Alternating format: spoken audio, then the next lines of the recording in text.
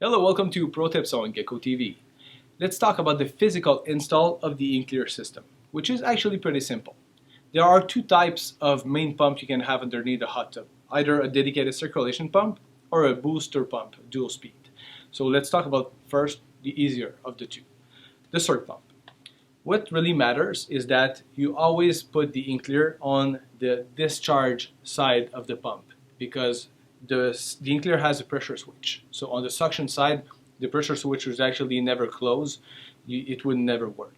So it really has to be on the discharge, so the pressure side of the pump.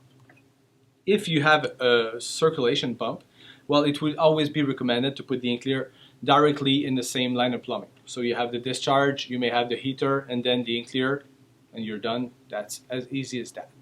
However, if you have a dual speed pump like that one here, well, that pump on high speed would actually have about 3 times the GPMs that the lower speed will provide. So that would actually be too much and it could damage the in.clear plates prematurely. So the idea would be to put it in parallel with the same line of plumbing. So you'd have the heater and probably then after the heater a manifold that you would actually use with 3/4 plumbing, like clear tubing, flexible or semi-rigid, and then you would actually need that reducer kit, and the in.clear would be mounted like that on the two sides with the reducers on your 3/4 clear tubing.